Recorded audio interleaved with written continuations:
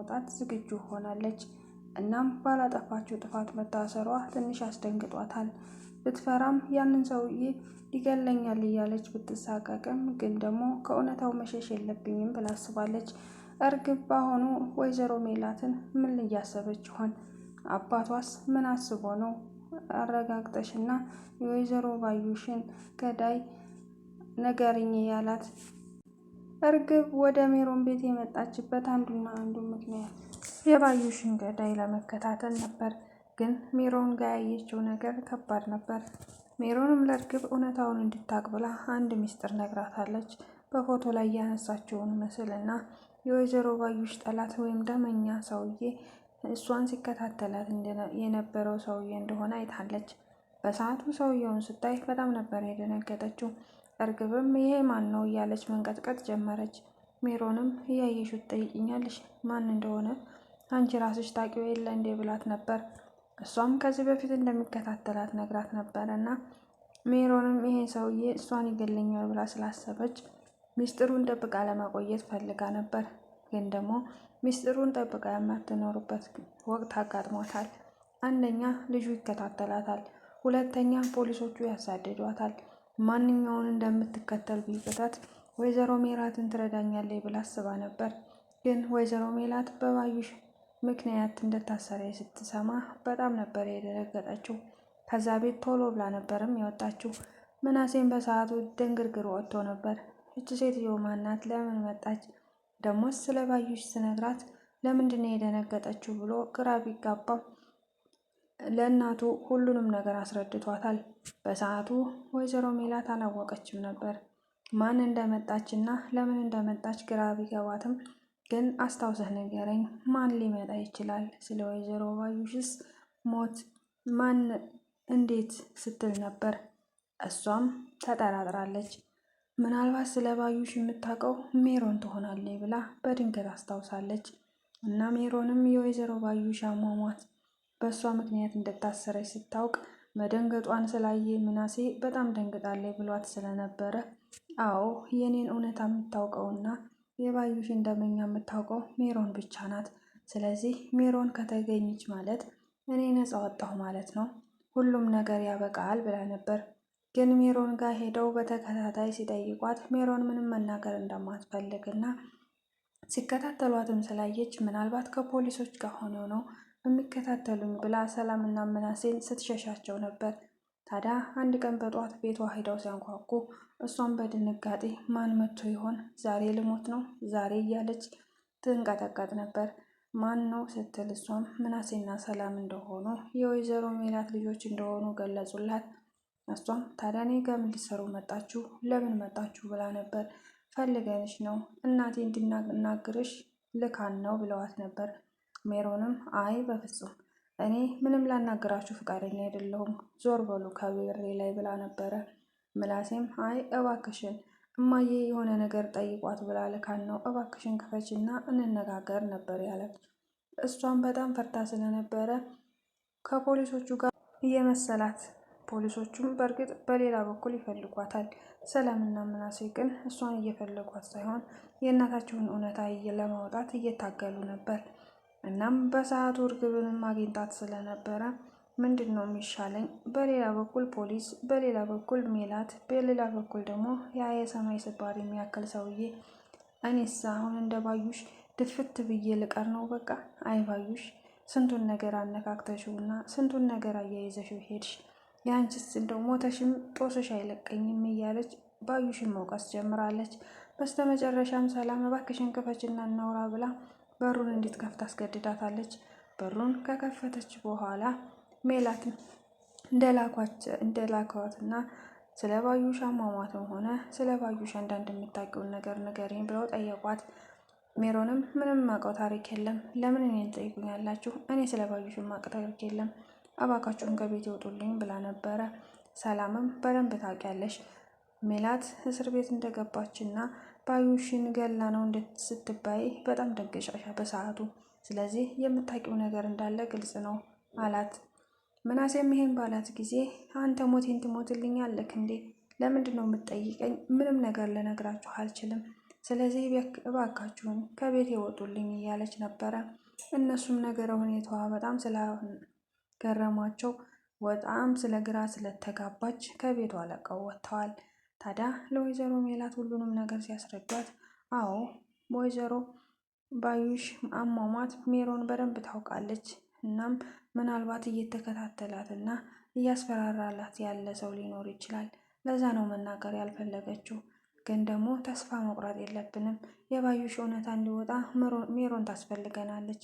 ግን ደግሞ ፖሊሶቹም እየፈለጓት እና ሊያናግሯት እንደሚፈልጉ ተናግረዋል። እና የስልክ ጥሪዋ በመጨረሻም ሰዓት ባዩሽ ከሜሮን ጋር እንደሆነም አውቀዋል። እና ይህን ጉዳይ በደንብ ማጣራት እንዳለባቸውም አውቀዋል። ስለዚህ ደግማችሁ ሄዳችሁ ፖሊሶቹ ሳያገኟት ሁሉንም ነገር ለማጣራት ሞክሩ ብላ ነበር። ወይዘሮ ሜላት ይህን ስትል መላሴም እና ሰላምም ልጅቷ በጣም ፈርታለች፣ ልታናግረን የምትፈልግ አይመስለንም። በድጋሚ ሄዱ ካለሽ እሺ እማዬ ብለው ተስማምተዋል። ግን ደግሞ በድጋሚም ቢሄዱ ሜሮን በራሷ ፍላጎት ትናገር እንደሆነ እንጂ በፍጹም ልትነግራቸው አትችልም። ምክንያቱም ሚስጥሩን አወጣች ማለት እነ ፖሊሶቹ ማሰሯን ቢተዋት እንኳን ያ ሰውዬ አሳዶ እንደሚገላት ታውቃለች። ወይ ከገንዘብ ያልሆንኩኝ ወይ ደግሞ አርፌ ድህነቴን ይዤ ያልተቀመጥኩኝ ከሁሉም ውጭ ሆኜ እኔ አሁን ላይ ምንድን ነው መሆነው እያለች በተደጋጋሚ ታስባለች። ወይዘሮ ሜላትን ብዙ አማራጮች ተጠቅመው ከእስር ቤት ለማስወጣት አቶ መስፍንም ሞክሮ ነበር። ግን ሜላት መውጣት እንደማትፈልግ በተደጋጋሚ ተናግራለች። መውጣት የማትፈልግበት ምክንያት ደግሞ እውነታው ሳይወጣና ንጹሕነቴ ሳይረጋገጥ በፍጹም ከዚህ እስር ቤት አልወጣም ብላ ለምላሴ ነግረዋለች። መስፍንም እባክሽን ሜላት እንደዚህ አትበይ፣ እኛ ያላንቺ ከብዶናል፣ ቤቱ በጣም ያስጠላል፣ ጭር ብሏል። አንቺም ያለ ኃጢአትሽ እዚህ እስር ቤት መቆየት የለብሽም። የሆነውን ሁሉ እንሁንና ምናልባት ፍርድ ቤቱ የዋስ መብትሽን ሊሰጥሽ ይችላል። ስለዚህ ባዩሽን እንዳልገደልሻት እርግጠኛ ስለሆንን እናም መውጣት አለብሽ ብሏት ነበር። ሜላት ግን ብወጣም ተመልሼ እመጣለሁኝ እና እውነታው ወጥቶ በአንድ ፊት ነው የምወጣው እንጂ እዚህ እስር ቤት ስመላለስ አልኖርም ብላ ነግረዋለች። መስፍንም ተስፋ ቆርጧል። በቃ ሜላት ድርቅ ካለች እና አንዴ ተገገመች አትመለስም። ምን ማድረግ እንዳለብኝ አላውቅም። እናም ደግሞ የዋስ መብቷም እንዲሰጧት ጠይቄ ነበር። ፖሊሶቹም አጣርተን ሳንጨርስ በድጋሚ ሌላ ቀጠሮ ስላለ ፍርድ ቤት ሌላ ተጨማሪ መረጃዎችን መሰብሰብ ስላለብን ትቆያለች ብለው በተደጋጋሚ ነግረውታል። ግን ደግሞ መስፍን አሁንም ቢሆን ቁጭ አላለም። ጠበቃ ለመናገርም ሆነ አንዳንድ ነገሮችን ለማሳወቅ ፈልጎ ነበር። ግን ደግሞ ምንም ነገር አልተፈጠረም። በሌላ በኩል ሀና ከዛ ቤት ወጥታ ወደ አባባ ኖላዊ ጋር እኖራለሁ ብላ ስትሄድ ሁሉም ቤተሰብ በሀና ምክንያት ተበጥብጧል። ሀናም እዝራን መናፈቋን አልቀረ። እዝራ ለምንድን ነው የማትደውልልኝ? በጣም ናፍቀኸኛል ትላለች። ሌላው ተምቹና ጆሮን አለኋችሁ፣ እኔ ላንንተ መኖር አልችልም። እናም ደግሞ ከጆሮ ጋር ፍቅር እቀጥላለሁኝ፣ እባክህን ተስማምተህ ከእኔ ጋር እንደምትሆን ቃል ግባልኝ ትለዋለች። ታዲያ ምን እያሰበች ነው ሀና? ሁለት ልብ ሆናለች። ሌላው ኤልያስ ይደውልላታል። ኤልያስንም እዛ ተስፋ ትሰጠዋለች። አንድ ቀን ሁሉም ነገር ይሆናል ብሎ እሱም በተስፋ ይጠብቃታል። በጣም እንደሚያፈቅራትና እንደሚወዳት ታውቃለች። ግን ደግሞ እንደማታውቅ ሆና ማስመሰሏን ቀጥላበታለች። እዝራ ናፈቀኝ፣ እባክህን ደውል፣ ወይኔ ልደውልለት እንዴ እያለች ግራ ተጋብታለች። በዚህ ሁኔታ ውስጥ ሆና ታዲያ ወደፊት ምን ይፈጠራል? ለሶስቱም ወንዶች ተስፋ እየሰጠቻቸው ነው። አሲር ተስፋ ቆርጦ ከዚህ በኋላ ከሰፈሩ ለቀን ወደ ሌላ ሰፈር ወደ እነ ጎርፌ ሰፈር ሄደን ከሁሉም ርቀን መኖር አለብን። የድሮ ህይወታችንን መጀመር አለብን። ይሄኛው ህይወታችን ለእኛ የሚገባ አይደለም ብለው ተምቹና ጆሮ ተስማምተዋል። ታዲያ ይህን ከማድረጋቸው በፊት እና ሰፈሩን ለቀው ከመሄዳቸው በፊት ሀናን ይቅርታ እንደሚጠይቋት ተስማሙ። ለዛም ይቅርታ ሊጠይቋት የፈለጉት ከዚህ በፊት አባባ ኖላዊ በተምቹና በአሲር ምክንያት ቤተሰቦች ሲናገሯቸው ስሰማ አላስቻለኝም። እናም እኔም ሰበብ ፈጥሬ ተምቹን ሰላምና ምናሴ አይወዷቸውም። እኔ ደግሞ ከነሱ በፊት የማውቀው እነ ተምቹን ስለሆነ በእነሱ ከመጡ ብዬ ትቻቸው መጣሁ። በእርግጥ ሰበብ ፈልጌ ነው እንጂ እኔ ከአንተ ጋር ለመኖር ካሰብኩ በጣም ቆይቻለሁ አባዬ። ስለዚህ ከአንተ ጋር ነው የምኖረው፣ እባክህ ምንም አትበለኝ እያለች አባቷን መማፀን ጀምራለች። አባባ ኖላዊም እሷ እዛ ብትሆን ደስተኛ ናቸው። ግን ደግሞ ቤተሰቦቿ እንዳይቀየሟትና የሆነ ነገር እንዳይፈጠር ፈርተዋል። እባክሽን ሀንዬ ከኔ ጋር ብዙ ለአመታት ተሰቃይተሻል። አሁን ግን ደስተኛ የሆነና ጥሩ ህይወት እየኖርሽ ነው። እኔን ተይኝና እየመጣሽ እያየሽኝ አንቺ ከቤተሰቦችሽ ጋር ህይወትሽን ቀጥይ ብለዋት ነበር። ሀና ግን በፍጹም አባዬ እኔ ከአንተ ጋር ስሆን ነው እንጂ ከአንተ ተለይቼ ስኖር ከዚህ የባሰ ስቃይ ነው። እናም ደግሞ እግዚአብሔር ይመስገን ምን አተን ነው የምንሰቃየው? እስከ ዛሬ አንተ ስላመመክ ነው እንጂ የተሰቃየ ነው። አሁን ጤነኛ ነክ፣ ደስተኛ ነኝ። ስለዚህ ከአንተ ጋር ብኖር ምንም ስቃይ የለብኝም። እንደውም ስቃዬና ፈተናዬ የበዛው ቤተሰቦች የተባሉ ሰዎችን ካገኘኋቸው ወዲህ እነሱ ቤት ከገባሁ በኋላ መከራዬ በዝቷል። እናም ከአንተ ጋር ከሆንኩኝ ግን በጣም ደስተኛና በጣም ጥሩ ነው እየኖርኩ ያለሁት ብላ አሳምናቸዋለች።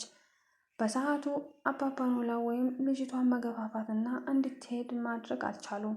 በተደጋጋሚ ሀንዬ እባክሽን እንደዚህ አትበይ ብሏትም አይ አባዬ ጠልተኸኝ ከሆነ በቀጥታ ንገረኝ፣ አለበለዚያ እኔ ከዚህ ቤት መሄድ አልፈልግም፣ እባክህን ተወኝ እያለችው ነበር።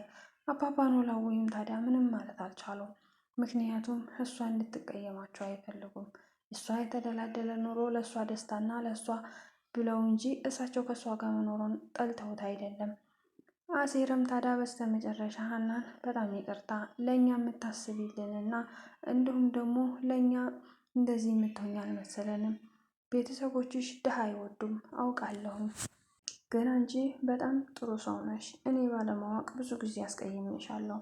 እባክሽን ሀና ይቅርታ አድርጊልኝ ብሎ ጠይቋታል። ሀናም እኔ እነሱ እንዳልተቀየመቻቸውና እሷ እንዳስቀየመቻቸው በተደጋጋሚ ከእነሱ ጋር እኖራለሁ ብላ እያሰበች ግን አባባ ኖላዊን ትታቸው ስለሄደች እና ከዚህ በኋላ ወደ አንተ መጥቼ እኖራለሁ ብላ ተመልሳ ወደዛ ስለምትሄድ በዛ ነገር ተቀይመዋቸው ነበር።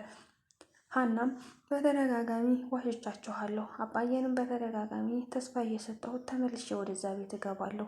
አሁን ግን የመጨረሻ ቆርጬ ነው የመጣሁትኝ። ለእስከ ዛሬው በጣም ይቅርታ ብላለች። አዎ በሰዓቱ ተደጋጋሚ ቃልሽን ስታፈርሺ እናም ወደዚህ መጥተሽ መኖር ሳትፈልጊ ስትቀሪ እኛም እየዋሸሽንና ለስንት ዓመታት ኮሽኮኮ ብለው ያሳደጉችሽን አባትሽን የካርሻቸው መስለን በጣም ታዝበንሽ ነበረ። የእውነት ነው ምልሽ ሀና፣ አንቺ መልካም ሰው ነሽ፣ መቼም ቢሆን አታጠፊም። እኛ ነን ጥፋተኛ። ስለዚህ እባክሽን ባጠርገነው ነገር በጣም ተጸጽተናል። ለእናትሽም ለፖሊሶቹ ማለት ያለብኝን ሁሉ ብያለሁኝ እና አንቺም ይቅርታ አድርግልኝ። ከዚህ በኋላ በአንቺን መውቀስ አቆማለሁ ብሎ ነበር። እሷም ይቅርታ እንዳደረገችለት እና ተቃቅፈው ከተቃቀፉም በኋላ እሷ አሲር እባክህን እሺ በለኝና በቃ አንተ በምትፈልገው መልኩ ህይወታችንን መቀጠል እንችላለን፣ እናንተ ጥሩ ሰዎች ናችሁ ብላው ነበር። አሲርም በፍጹም ሀንዬ አንቺ የሚገባሽ እዝራ ነው፣ ምክንያቱም እኔ ደሃ ነኝ፣ ምንም ነገር የለኝም፣ በዛ ላይ የጎዳና በዛ ላይ ሌባ፣ ስለዚህ አንቺ የመረጥሽው ትክክለኛ ሰው ነው፣ እኔ በቃ ከዚህ በኋላ ወንድምሽ ነኝ ብሏታል። ሀናም አሲርን ላለማስቀየም እንጂ እዝራን አፍቅረዋለች። በተደጋጋሚም ናፈቀኝ እያለች ለራሷ ትናገራለች። ለሰላምም ነግራት ነበር። ታዲያ ለምን አትደውይለትም ስትላት መደወል እንደማትፈልግና እሱ ከደወለ ግን ማውራት እንደምትፈልግ ነገረቻት። ሰላም ግን አንቺ ልጅ ግን ግራ የገባሽ ሰው ነሽ፣ ለምንድን ነው ግራ ገብቶሽ እኔንም ግራ የምታጋብኝ እያለች በተደጋጋሚ ብጨቀጭቃትም ሀና ግን ከደወልኩለት ይኮራብኛል እያለች ናፍቆቷን እምቅ አርጋ መኖሯን ቀጥላለች። አባቷ መስፍንም ወደዛ ቤት ሂዶ ስለ አንዳንድ ጉዳይ ሊያናገራት ፈልጎ ነበር። እሷም ከዚህ በኋላ አባባ ኖላዊን ትታ እንደማትሄድና ኑሮዋን አሁን ከዚያ መቀጠል እንዳለባት ተናገረች። መስፍንም እዚህ መቀጠል ከፈለግሽና መኖር ከፈለግሽ አንዱን ቤት በስምሽ አድርገንልሽ ከኪራይ ቤት ወጥተሽ እንደ ልብሽ መኖር ትችያለሽ፣ ሀንዬ እምቢ እንዳትይኝ ይሄን እንኳን እሺ በይኝ ብሏት ነበር። ሀና ግን በፍጹም እንደዛ አላረግም ብላ በዚህ ነበር የተለያዩት። መልካም ጊዜ